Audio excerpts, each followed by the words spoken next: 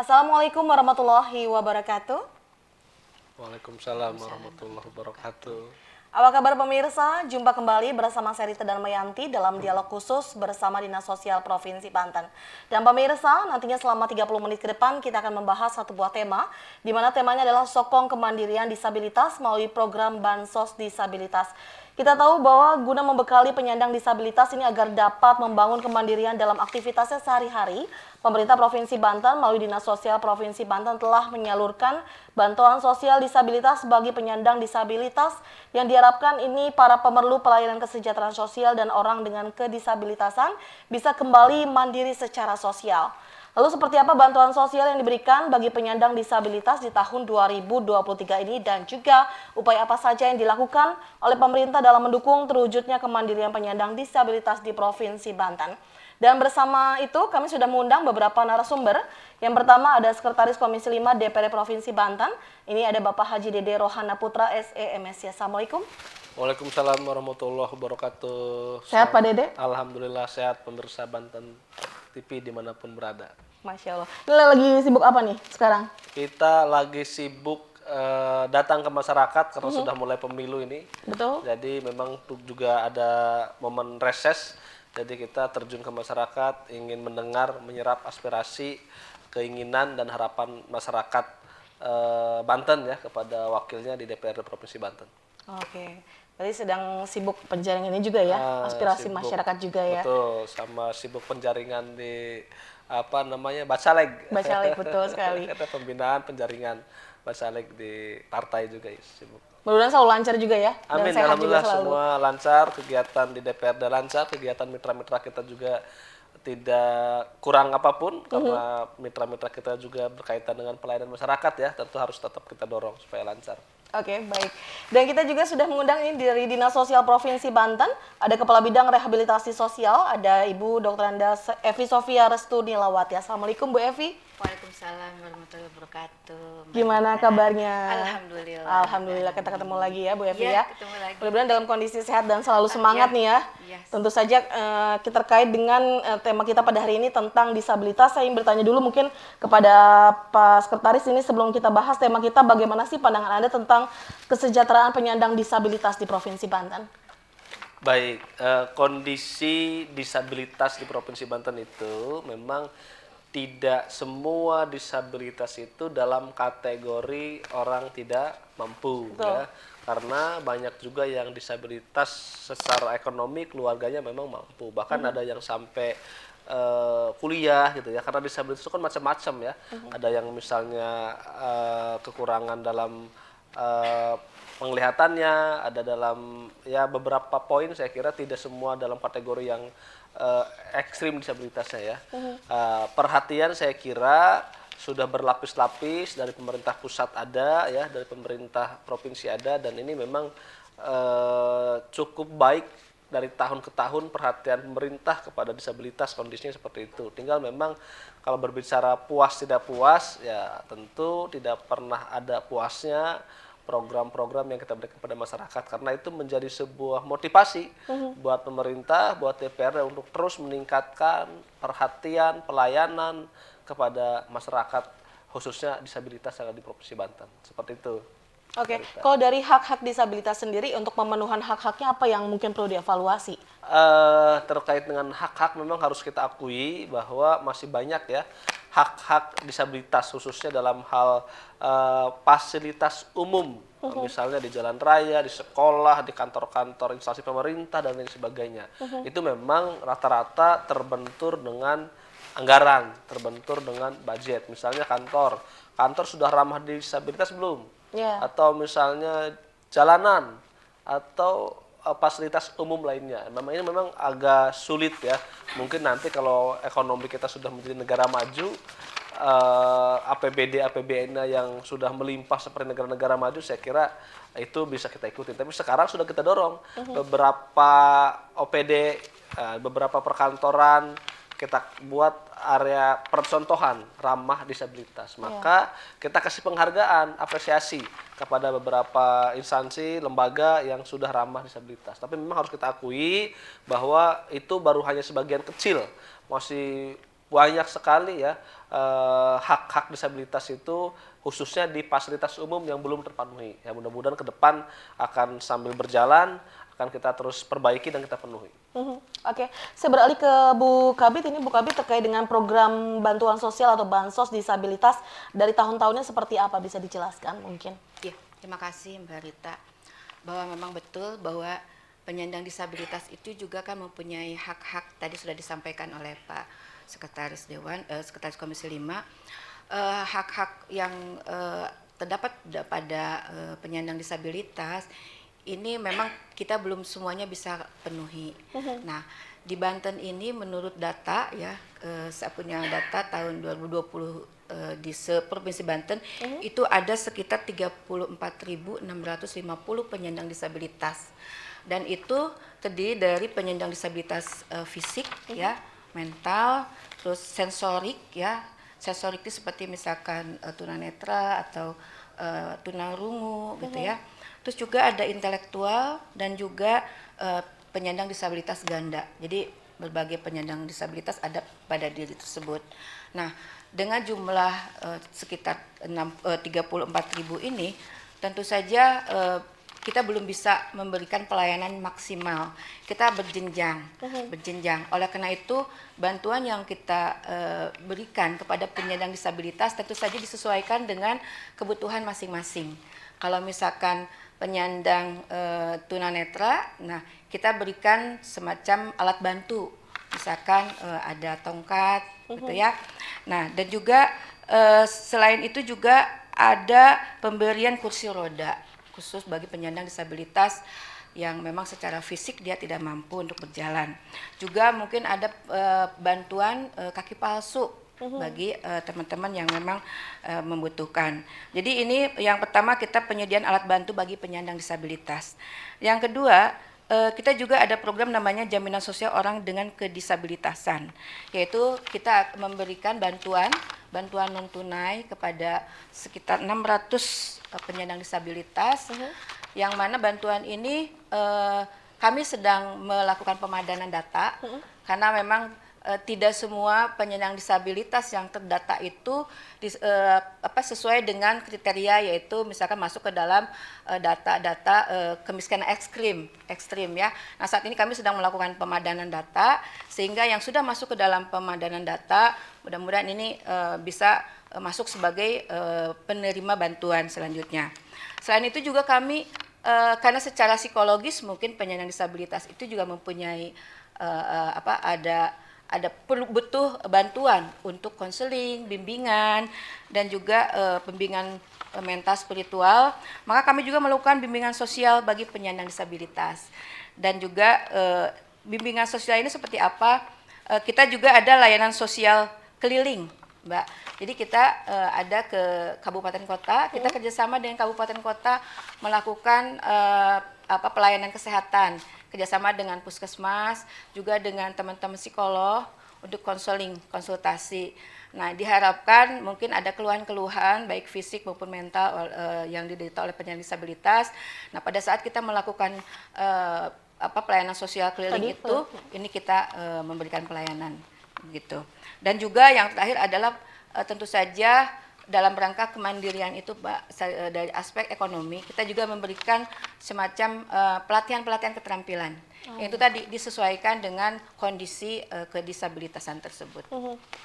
Oke, kembali lagi Pak Sekretaris, ini bagaimana Anda melihat program bantuan sosial yang tadi sudah disebutkan oleh Bu Epi? Apakah bantuan sosial disabilitas yang diberikan oleh pemerintah Provinsi Banten ini sudah cukup membangun kemandirian mereka, Pak?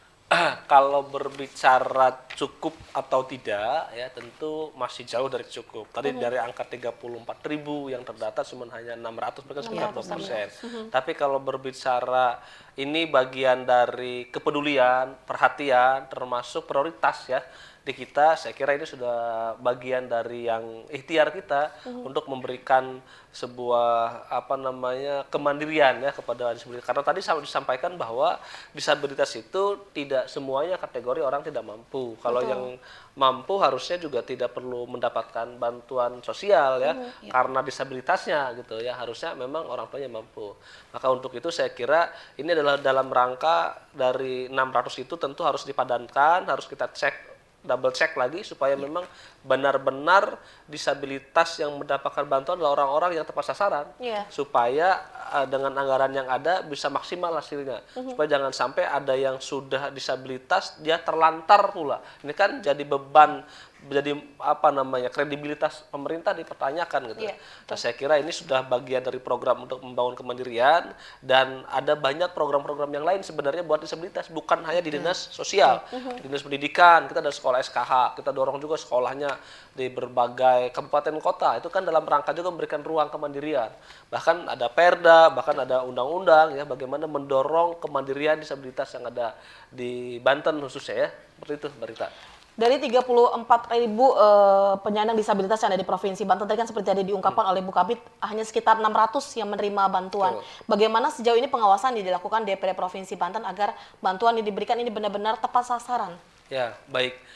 Memang kita masih banyak menemukan ya, ada beberapa keluhan masyarakat yang bersangkutan mengaku belum mendapatkan bantuan. Tapi ketika kita verifikasi memang beliau itu memang dalam kategori karena masih bekerja dalam posisi ekonomi yang cukup baik dan lain sebagainya. Nah, tapi kalau terkait dengan 600 memang jujur kita belum menerima data ya. Mungkin nanti setelah ini kita cek datanya. Sampai hari ini sih kita selalu pantau, bahkan sering sekali kalau ada masyarakat, kita kunjungan ke masyarakat, ada yang membutuhkan alat bantu dan sebagainya, saya langsung telepon ke Bu Kadis bahkan. Dan alhamdulillah sampai hari ini Bu Kadis selalu respon. Bu Kadis, saya datang ke masyarakat ini ada yang butuh kaki palsu, siapa Dewan minta datanya, nanti kita tindak lanjuti ya. Termasuk ada yang minta kursi roda dan sebagainya. Bu Epi, terkait pemerintah Provinsi Banten melalui Dinas Sosial, adakah program yang memang dikhususkan untuk membangun kemandirian penyandang disabilitas tadi, Bu? Ya, itu tadi selain juga alat-alat bantu ya, kita sekarang sedang mendata penyandang disabilitas yang tunanetra, Mbak. Karena sesuai dengan permintaan teman-teman di komunitas, itu mereka minta ada pelatihan pijit peses, memijit, kata minta memijit. Dan juga tahun ini juga kita ada permintaan juga bagi penyandang disabilitas ODGJ, mohon maaf nih, mungkin yang sudah sembuh tapi masih agak-agak kumat sedikit mungkin ya. Kita ada pelatihan tata boga, memasak warungan lah istilahnya, dan juga warungan, bantuan untuk warungan. Jadi kalau untuk UWEB mungkin mereka belum bisa ini ya, karena mungkin agak terlalu berat bagi mereka. Tapi kita yang ringan-ringan saja. Misalkan ada pelatihan dulu, misalkan kewirausahaan, kita bagaimana melatih mereka cara pembukaan yang gampang, misalkan yang mudah, yang sederhana ya. Terus yang kedua bantuannya juga misalkan kalau dia mau jualan kopi misalkan, lalu kita berikan misalkan bahan-bahannya kayak kopinya, gulanya dan sebagainya gitu. Ini yang mudah-mudahan bisa membantu teman-teman yang khususnya DGJ ini dia bisa mandiri ya. Nah selanjutnya mungkin kalau kegiatan yang lain mungkin seperti biasa kita bantuan yang disampaikan karena kami sekarang masih pemadanan data sehingga belum bisa kita salurkan. Mudah-mudahan bulan depan kita bisa, setelah pemadanan data ini sudah ada, mungkin yang 600 orang ini bisa segera kita salurkan bantuannya. Itu mungkin Mbak. Oke, kalau untuk bantuan sendiri sudah boleh berjalan nggak Bu? Kalau untuk tahun 2023 ini? 2023 ya itu tadi kami sedang pemadanan.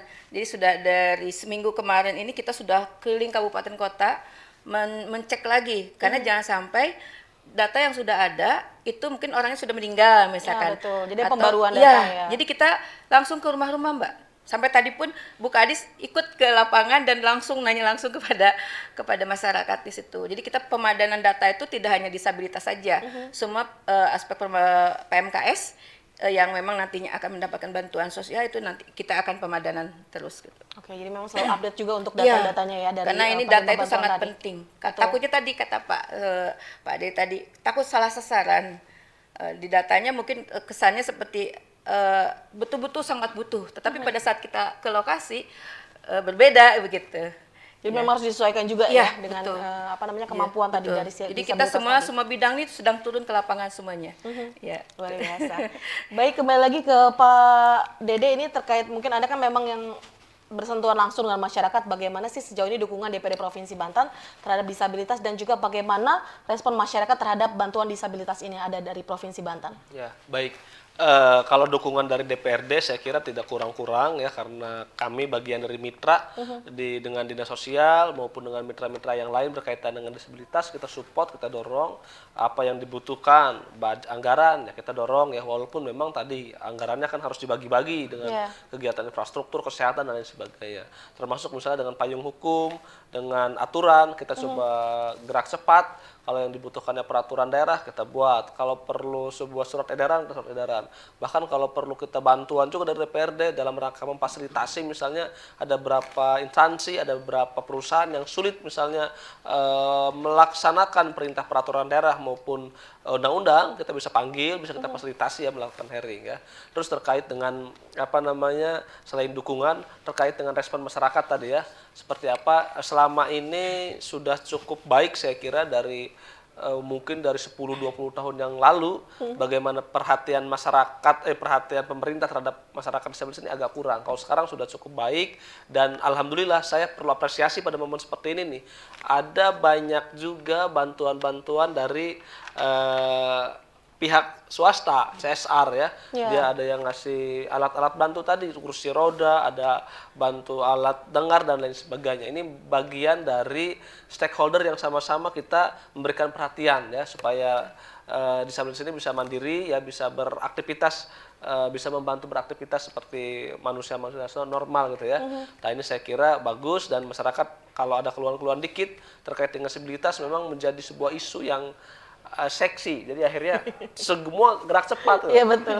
Kepala daerahnya juga nggak mau ketinggalan, anggota dewan yang nggak mau ketinggalan, tokoh masyarakat nggak mau ketinggalan, termasuk pelaku-pelaku atau stakeholder, termasuk pelaku-pelaku usaha ya, pelaku industri juga, alhamdulillah pada turun pada semua terlibat, sama-sama gotong royong untuk membantu masyarakat yang disabilitas.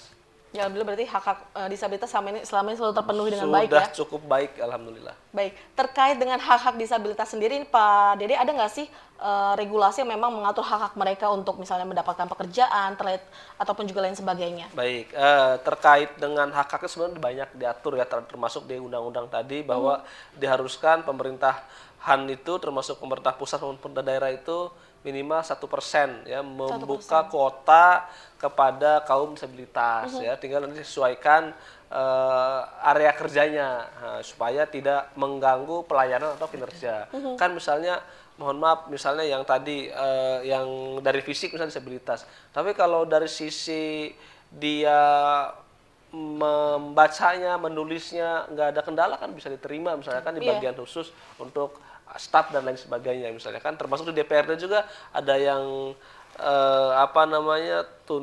ada yang saya lupa penglihatan tuh. Ya, Tunanetra ya, ada yang tunanetra, ada yang bicara atau tunawicara ya, itu juga di DPRD ada ya.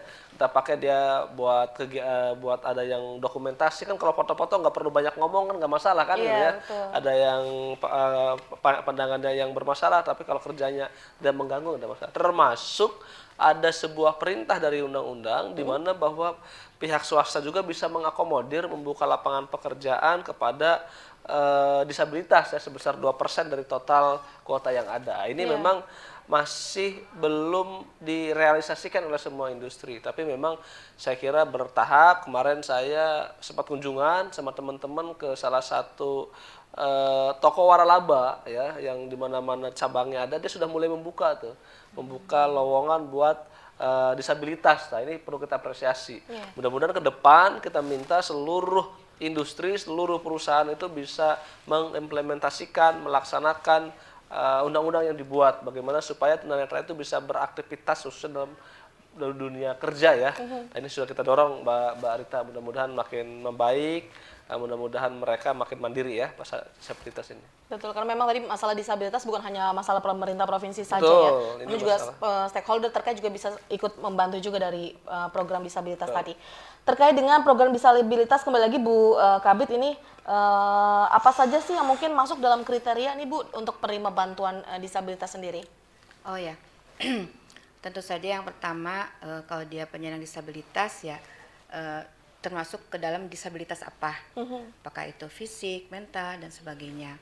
Yang kedua tentu saja ini kan diusulkan oleh kabupaten kota. Yeah. Nah saya harapkan di kabupaten kota itu dia sudah memasukkan data-data ini tuh sebagai bagian daripada data yang masuk ke dalam P3KE yaitu kemiskinan ekstrim, sehingga kami memudahkan kami untuk melakukan tindak lanjutnya begitu.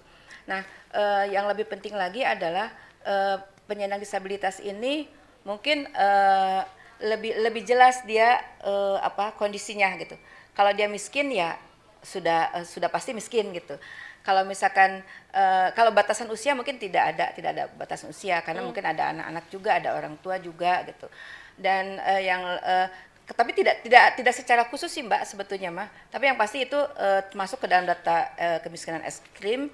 Terus dia juga bisa dengan bantuan yang kita berikan itu diharapkan dia bisa membangun kemandirian dia gitu. Baik itu misalkan untuk usaha atau misalkan untuk kebutuhan lainnya gitu. Intinya seperti itu sih Mbak.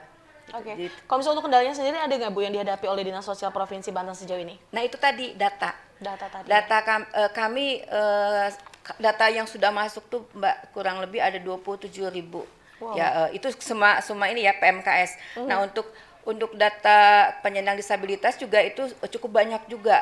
Itu ada sekitar 1.400-an. Nah ini yang harus kami saring lagi. Yang pertama mungkin kita saring berdasarkan data itu, data DP3K3E gitu ya.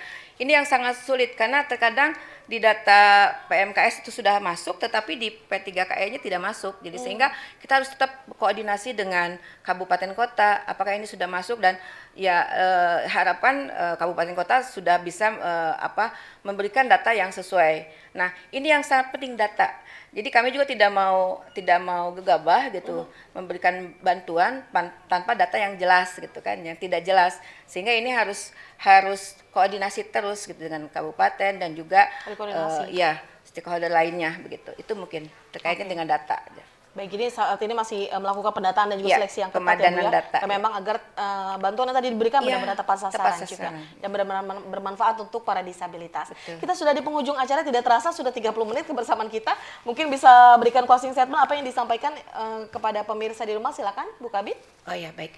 Bahwa penyandang disabilitas itu mereka mempunyai hak yang sama dan mereka juga tidak mau mempunyai stigma yang buruk di masyarakat. Oleh karena itu hak-hak mereka dari aspek pendidikan, kesehatan dan juga hal lainnya termasuk juga pelayanan dan aksesibilitas ini menjadi tanggung jawab kita semua. Bukan hanya dinas sosial saja tetapi seluruh stakeholder ini bersama-sama untuk bagaimana memikirkan aksesibilitas dan juga kenyamanan dan keamanan bagi disabilitas ini. Oleh karena itu mari kita memberikan pelayanan yang sebaik-baiknya agar penyandang disabilitas ini sama halnya dengan manusia yang normal lainnya bisa berkontribusi dalam pembangunan. Oke, luar biasa. Terima kasih banyak Bu Evi. Silakan Pak Sekretaris. Ya, baik. Buat penyandang disabilitas jangan cemas, kita kasih prioritas, kita kasih perhatian ya. Jadi jangan berkecil hati, mudah-mudahan dengan berbagai program yang kita persiapkan teman-teman yang disabilitas bisa merasakan, bisa meraih mimpi, termasuk bisa meraih kemandirian. Demikian. Oke, luar biasa. Itulah yang kita harapkan bersama ya. Baik, terima kasih banyak atas waktunya Bu Evi dan juga terima kasih Pak Sekretaris Komisi, terima kasih Pak Dede. Saya terus dan mudah-mudahan sukses terus ya dengan siap. pencalonannya nih, luar biasa. Dan pemirsa, tidak terasa sudah 30 menit kebersamaan kita dan saksikan kami kembali dalam dialog khusus lainnya. Akhir kata, saya Termayanti dan juga seluruh kru yang bertugas untuk pamit di hadapan Anda. Wabillahi taufiq wa hidayah. Wassalamualaikum warahmatullahi wabarakatuh. Waalaikumsalam warahmatullahi wabarakatuh.